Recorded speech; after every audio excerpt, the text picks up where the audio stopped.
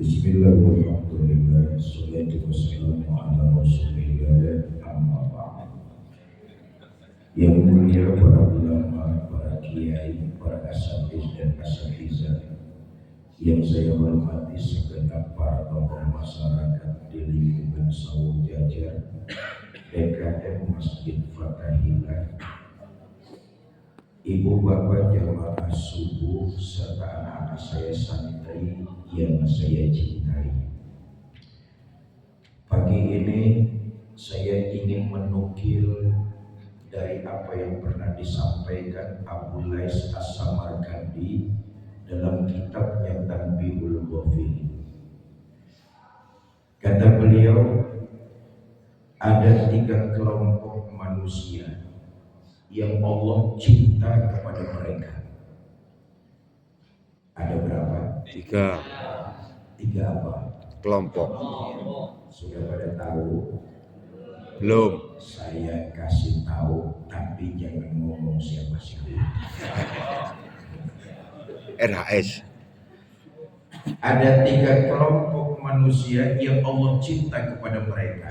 Pertama, kata Abu Lais As-Samarkandi dalam kitabnya Tanbihul Ghafilin, Allah cinta kepada orang-orang yang bertakwa.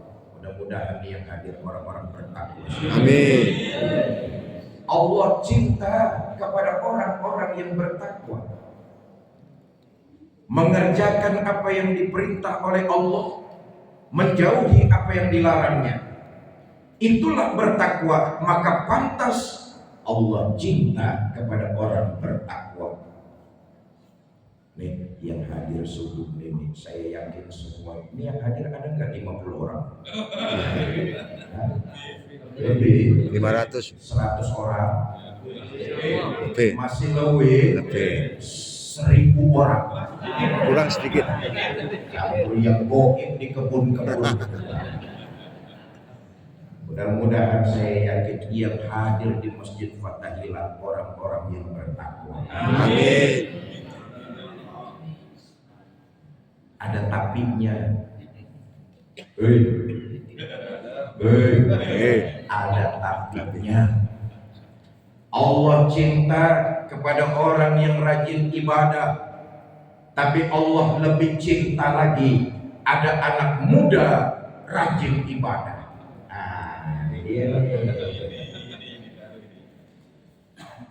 Orang tua rajin ibadah Biasa. wis wayahe Pun wancine. itu orang sholat berjamaahnya tekun bener ya, itu orang ngajinya giat betul ya, itu orang zikirnya luar biasa. Umurnya piro? 1. Pantes orang istimewa. Tapi kalau ada anak muda, darahnya masih mengalir dengan panas, dia sanggup menyalurkan itu untuk beribadah kepada Allah, maka anak muda kayak begini Allah cinta betul.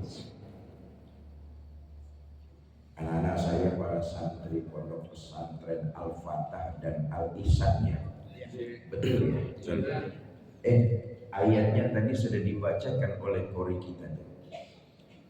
Dan ini bukan buat anak-anak kita santri saja, Bapak Ibu Saudara-saudara, semua kita ini punya kewajiban untuk menuntut ilmu. Imam Ghazali mengatakan agama itu ilmu. Beribadah tanpa ilmu ditolak. Maka agama, kata Imam Ghazali, adalah ilmu. Semua kita punya kewajiban untuk menimba ilmu sampai masuk liang kubur. Makanya anak-anak saya para santri, kalian di pesantren itu ada batasnya, ada waktunya. Itu artinya kalian menimba pesantren, menimba ilmu di pondok pesantren kalian ada saatnya. Lihat anak-anak kita, saya jadi teringat tahun 86.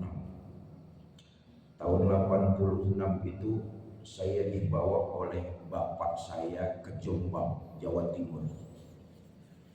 dipondokin di pesantren Tebu Ireng tahun 86-87. Sejak saat itu sampai sekarang, sampai saya tutup mata nanti, saya tetap jadi santri dan saya bangga jadi santri. Saya dibawa sama bapak saya. Bapak saya cuma nungguin 3 hari. Nemenin saya di Tebu Ireng cuma 3 hari. Habis itu saya ditinggal blas, pulang begitu saja. Persis kayak saya seperti anak ayam kehilangan induknya. 3 hari habis itu bapak saya budal balik ke Jakarta. Allah yarham Ki Haji Zainuddin MZ. Bapak saya. Bapak saya. Ya. Bapak Bulo. Oke. Sampean kenal sama Ki Zainuddin MZ? Kenal. Kenalan di mana? Di mana? Sok tahu.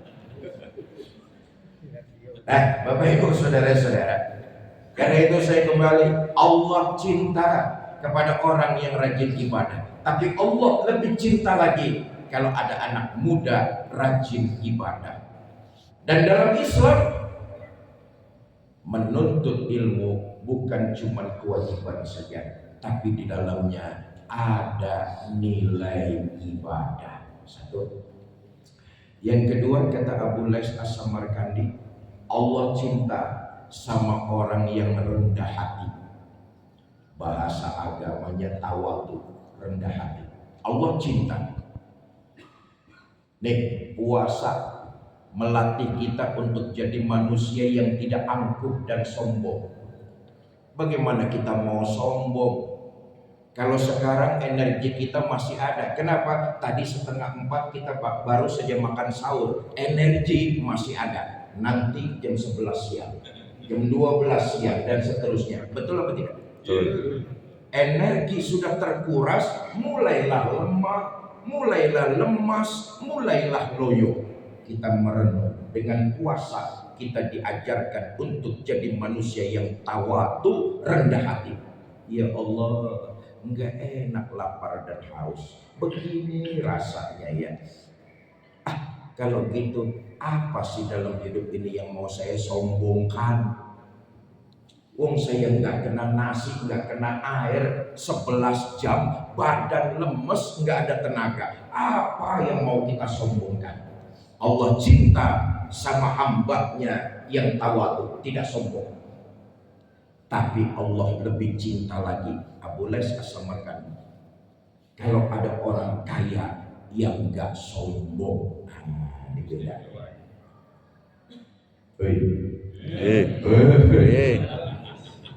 Allah cinta sama hambanya yang nggak sombong, tapi Allah lebih cinta lagi sama hambanya dititipkan harta jadi wong sugih tapi nggak sombong.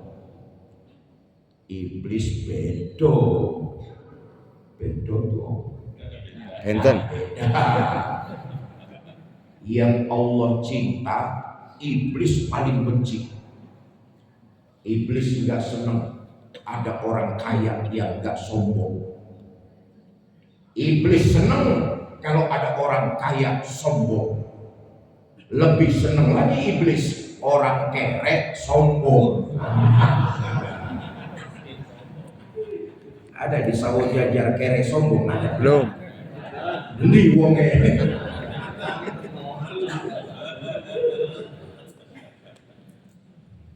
Dua.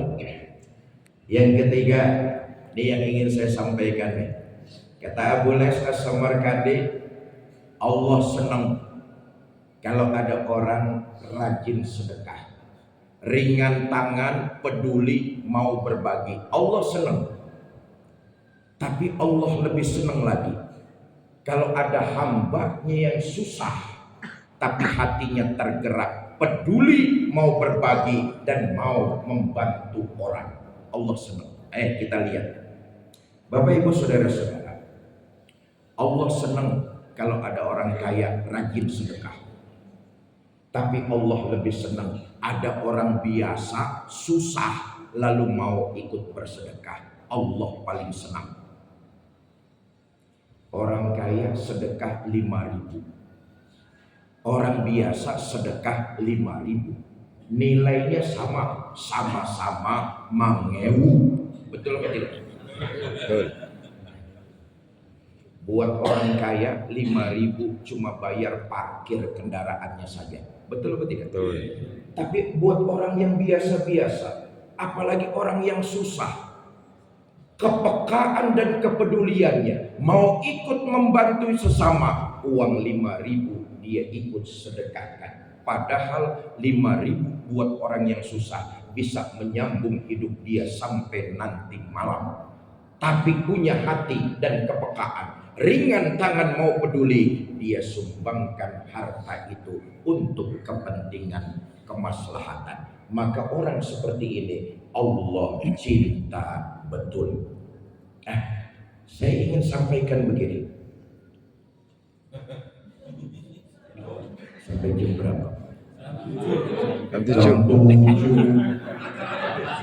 Sampai nggak bayar konawar. Saya takon sampai jam berapa ya Pak? Sampai tuntas. Bodoh.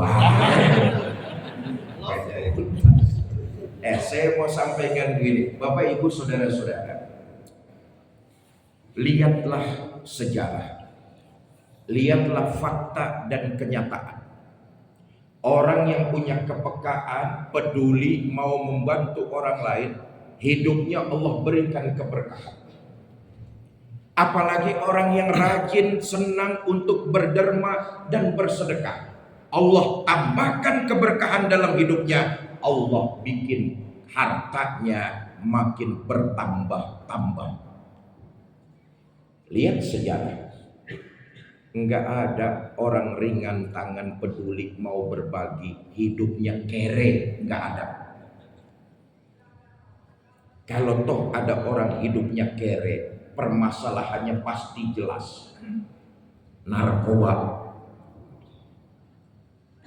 judi,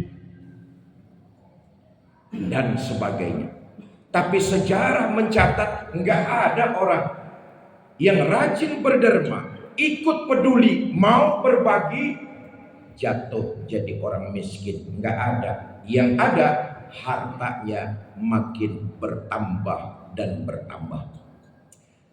Saya ingin menyampaikan riwayat yang populer tentang sahabat baginda kita Nabi besar Muhammad SAW, Abdurrahman bin Auf, Sabiqunal Awwal. Nah, kita lihat sejarahnya.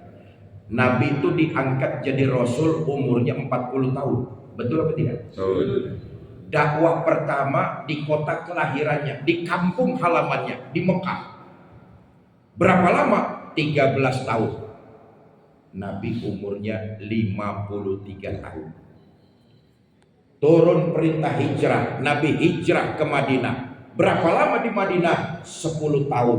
Total usia Nabi 63 tahun beliau wafat. Betul apa tidak? Betul. 40 tahun diangkat Rasul, 13 tahun berjuang di Mekah, kampung beliau sendiri. Allah perintahkan hijrah ke Madinah, 10 tahun di Madinah. Berarti usia Nabi wafat beliau 63 tahun. Nah, ini peringatan buat kita nih. Ini semua nih ngakunya kan umat Kanjeng Nabi. Betul apa tidak? Betul. Kalau ngaku umat Kanjeng Nabi, yakinlah saudara, umur kita nih umat Kanjeng Nabi nggak bakalan jauh-jauh dari beliau. Loh, Nabi sudah memperingatkan nanti di akhir zaman umur umatku tuh 60 sampai 70 tahun saja. Coba perhatikan. Sekarang ini nyari orang umur 90 tahun makhluk langka. Betul atau tidak? Betul. Paling banter 60 sampai 70 tahun. Kita umat Nabi Muhammad, umur kita nggak jauh-jauh dari umur beliau, 63 tahun. Makanya hati-hati yang hari ini umurnya sudah 55 tahun, 8 tahun meneh. Yang hari ini umurnya sudah 60 tahun, 3 tahun lagi. 3 tahun lagi. Yang pagi ini umurnya 62 tahun 11 bulan. Setelah lebaran.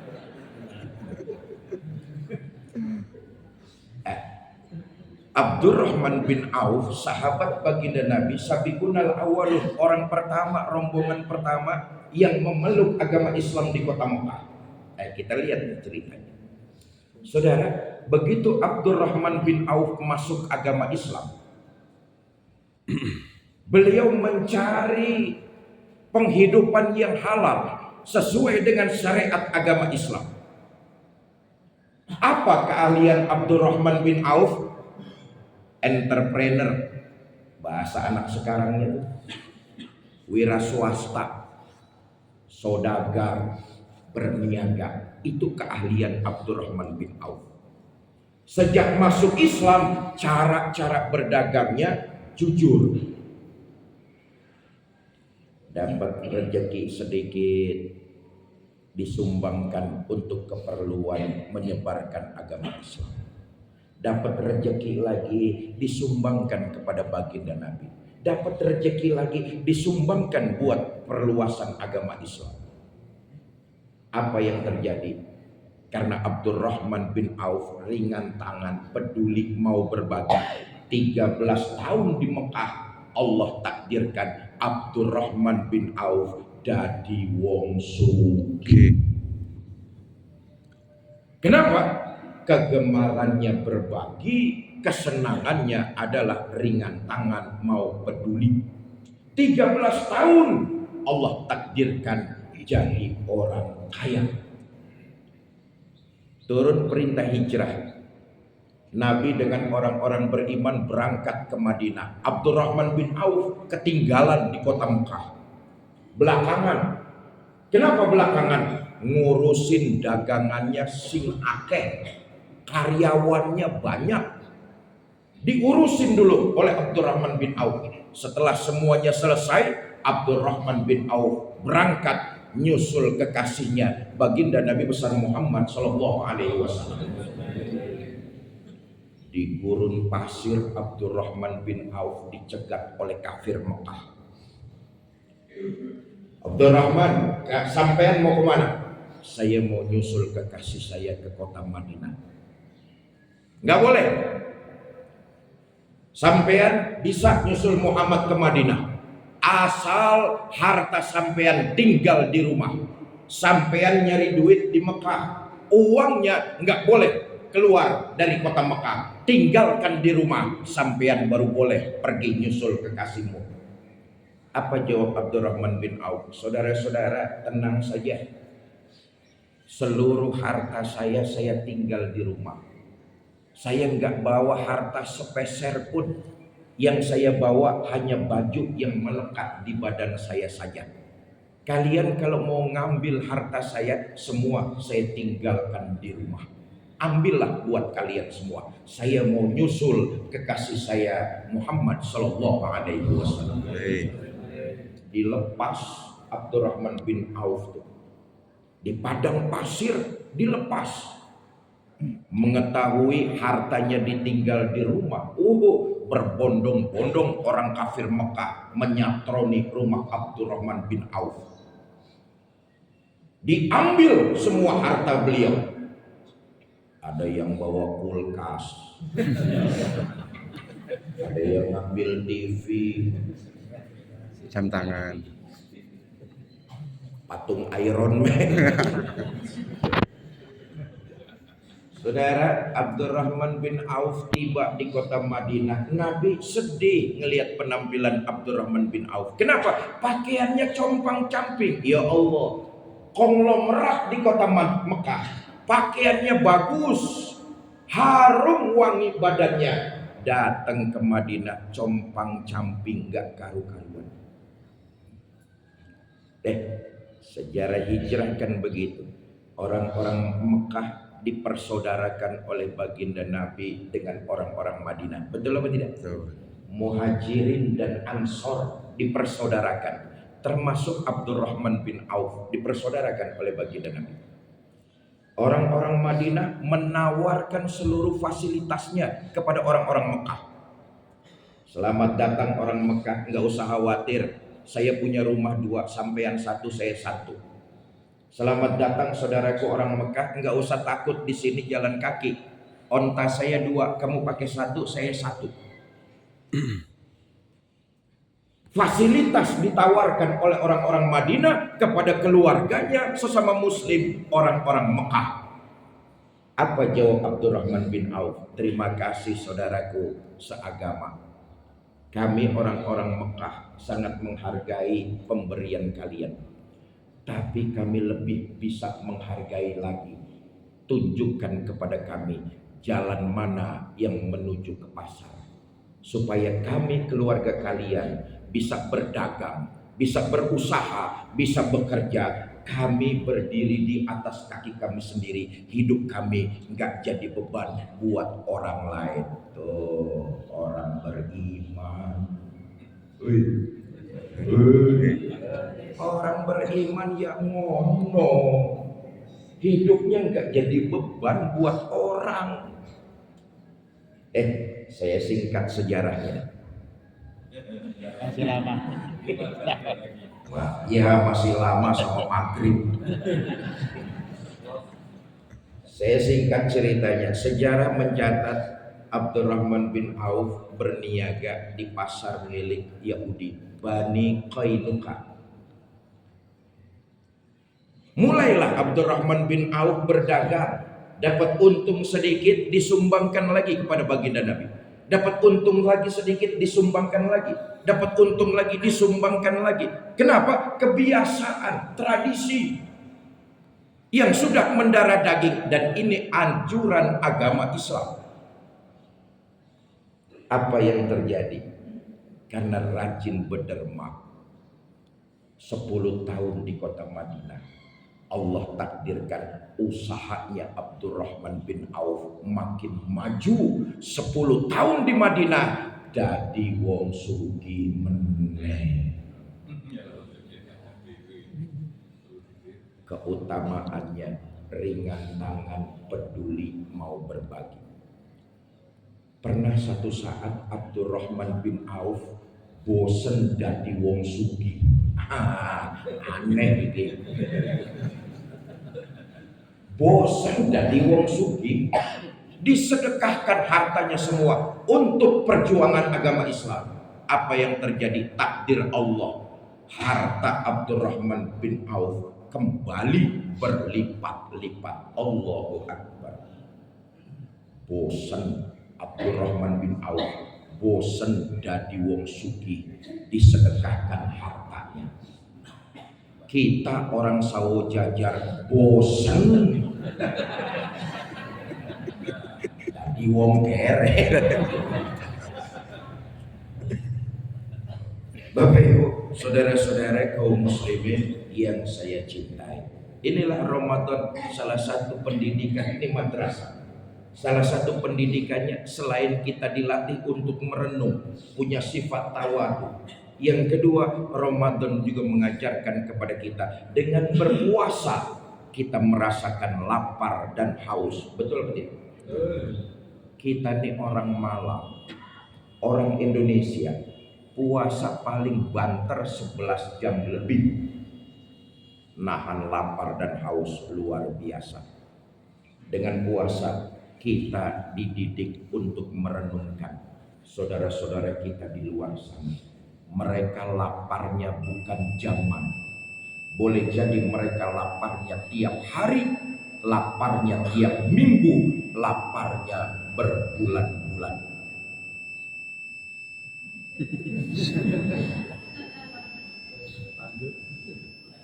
Ini kode. Karena itu lewat madrasahnya Ramadan kita dibangkitkan kepekaan. Iya, saya cuma puasa 11 jam lebih sedikit, begini lemes dan begini loyo ya. saudara-saudara saya di luar sana, boleh jadi mereka lapar berhari-hari, boleh jadi mereka lapar berminggu-minggu.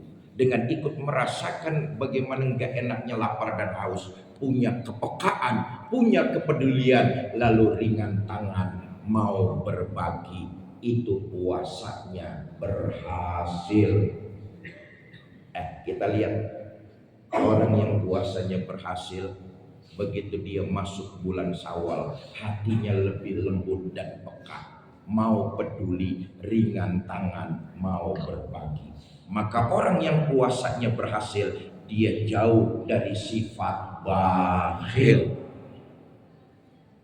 medit, pelit, apa meneh? Jendil, pendidil, ya wes ngono kuwi lah. Saudara, Allah benci dengan hambanya yang punya sifat bakhil.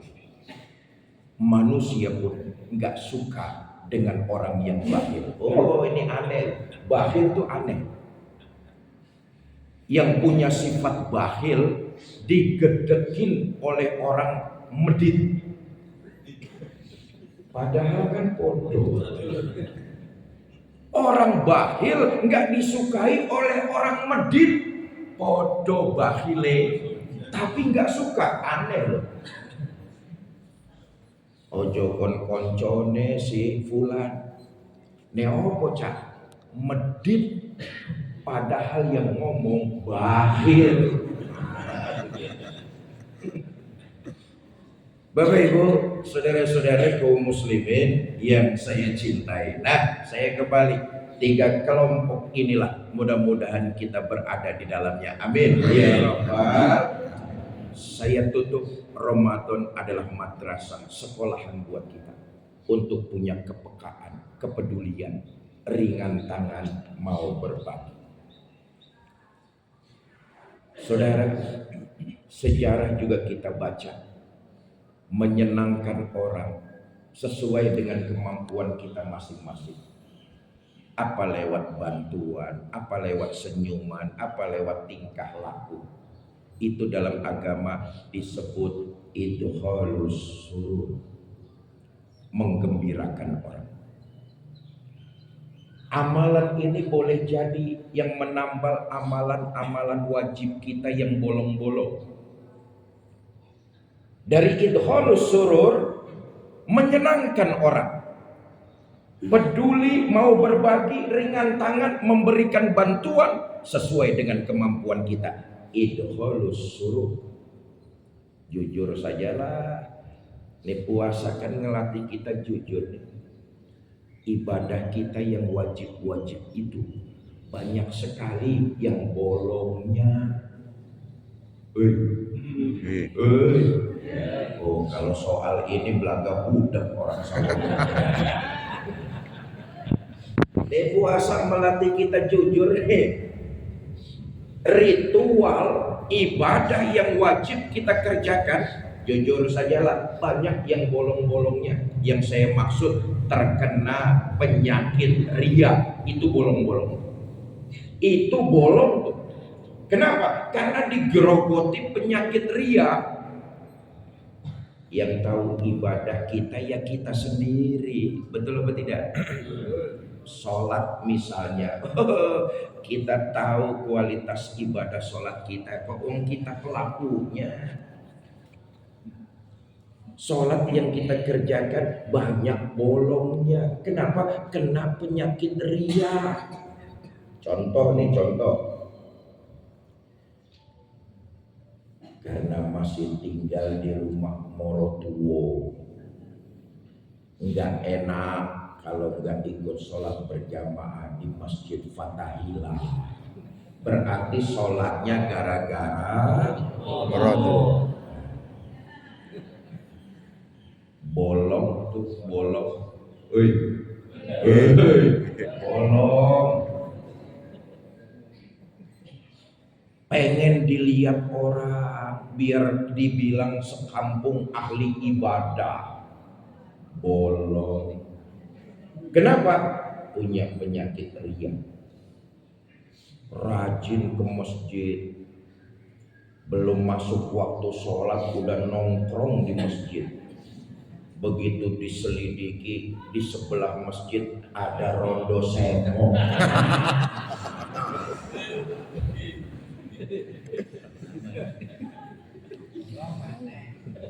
Bolong mana? Idkhalus surur. Saya kembali. Ibadah idkhalus surur. Kepedulian, kepekaan, menyenangkan orang sesuai dengan kemampuan kita. Ini termasuk ngewongke wong. Idkhalus surur. Dan riwayat banyak menyatakan dari idkhalus surur menyebabkan kita ibadah yang bolong-bolong itu tertambal dan kita mendapat ridho dari Allah Subhanahu wa taala. Nah, karena itu Bapak Ibu saudara-saudara, pertama jadilah orang bertakwa. Semangat muda teruslah beribadah. Yang kedua, jadilah manusia yang tidak sombong, punya sifat tawadu. Yang ketiga, Bapak Ibu saudara-saudara, gemarlah, mohonlah kepada Allah untuk punya kepedulian, hati yang lembut, diberikan kekuatan oleh Allah untuk punya tangan yang ringan. Tangan yang ringan itu bukan ngaploi wong, jo raoleh. Ringan tangan itu artinya mau memberikan pertolongan, mau memberikan bantuan, rajin berderma. Memang ada hadis kata Nabi, khususnya kalau sedekah, tangan kanan memberi, tangan kiri jangan sampai tahu. Ada, memang dianjurkan, tapi ini khusus buat kerabat dekat kita. Dengan paman, dengan sepupu, dengan bibi, dengan ipar, kasih tangan kanan, tangan kiri jangan sampai tahu. Kenapa? Supaya tidak terkena penyakit riya. Kita salah tempat. Soknya mengamalkan hadis ini, memberi tangan kanan, tangan kiri jangan sampai tahu. Habis ngasih keponakan dirasane sekampung. Ini salah. Jadi ada hadis tangan kanan memberi, tangan kiri jangan sampai tahu. Ini khusus untuk kerabat. Tapi ada juga Nabi menyampaikan, man sanna sunnatan hasanatan falahu ajruha wa ajru man amila biha.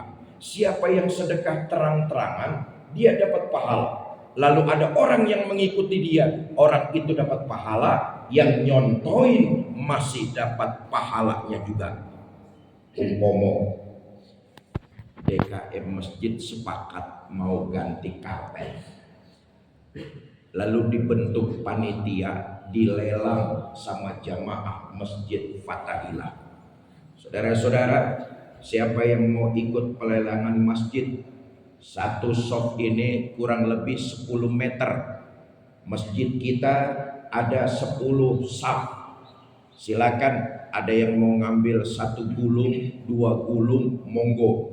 Saudara nunjuk tangan, saya ngambil 1 gulung. Saudara dapat pahala. Lalu di belakang saudara ada lagi nunjuk tangan, saya ambil 2 gulung.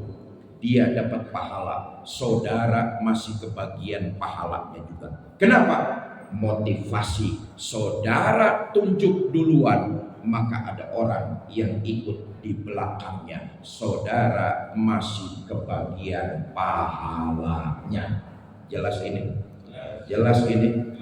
Jadi gak semua sedekah itu umpet-ngumpet, sesuai dengan kondisi dan keadaan. Memotivasi, kita memohon kepada Allah agar disingkirkan dari penyakit riya. Bapak Ibu, saudara-saudara kaum muslimin yang saya cintai, bahkan keutamaan sedekah kata Nabi, terangi alam kuburmu. Dengan apa? Di antaranya yang bisa menerangi alam kuburmu, pembacaan Al-Quran yang kau lakukan di alam dunia. Lalu amalan ibadah lain, salah satunya adalah amalan ibadah sedekah, ringan tangan, peduli, mau membantu. Itu jadi pelita, lentera cahaya yang menerangi alam kubur kita. Saya teringat dengan cerita Utsman bin Affan, Khulafaur Rasyidin. Satu hari Utsman bin Affan diceritakan nikmatnya sorga, ngerinya siksa neraka. Wajahnya biasa saja, nggak ada ekspresi apa. Tapi ketika Utsman bin Affan diceritakan tentang kuburan, alam kubur, beliau nangis sejadi-jadinya. Ditanya sama orang, Sayyidina Utsman, Khulafaur Rasyidin, Tuan Presiden, tadi Tuan diceritakan nikmat sorga, ngerinya siksa neraka, Tuan biasa aja. Tapi ketika diceritakan alam kubur, Tuan nangis sejadi-jadinya. Apa jawab Sayyidina Utsman bin Affan? Kalau Allah takdirkan saya masuk sorga, di sorga akeh wong. Kalau Allah takdirkan saya masuk neraka, di neraka juga akeh wong. Tapi di alam kubur, setelah jasad saya kalian pendam, kalian kembali ke rumah masing-masing, disitulah saya sendirian sampai datangnya kiamat. Itu yang membuat saya sedih, itu yang membuat saya menangis. Pantas kata Nabi, terangi alam kuburmu yang gelap dengan apa? Pembacaan Quran dan amalan sedekah. Bapak, Ibu, saudara-saudara mau menerangi alam kubur masing-masing? Yang jawab 30 orang. Saudara-saudara mau menerangi alam kubur masing-masing? Mau gemar membaca Al-Quran? Mau ikut bersedekah? Bawa uang? Berapa? Mangewu. Ya apa-apa, soal nominal itu kan soal lain. Yang penting kita bikin alam kubur kita seterang-terangnya dengan bacaan Quran dan amalan sedekah.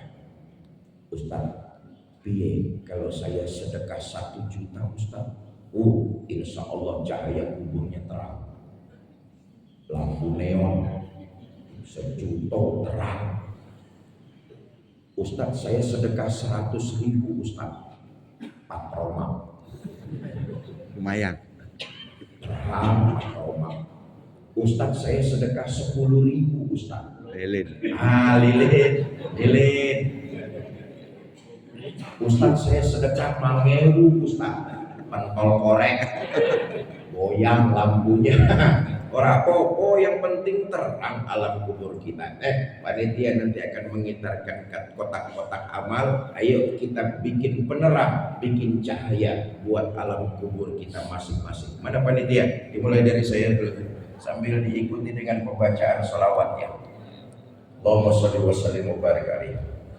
Allahumma sholli wa sallim ala sayyidina Muhammadin sahibil busra, salatan tubassiruna biha wa ahla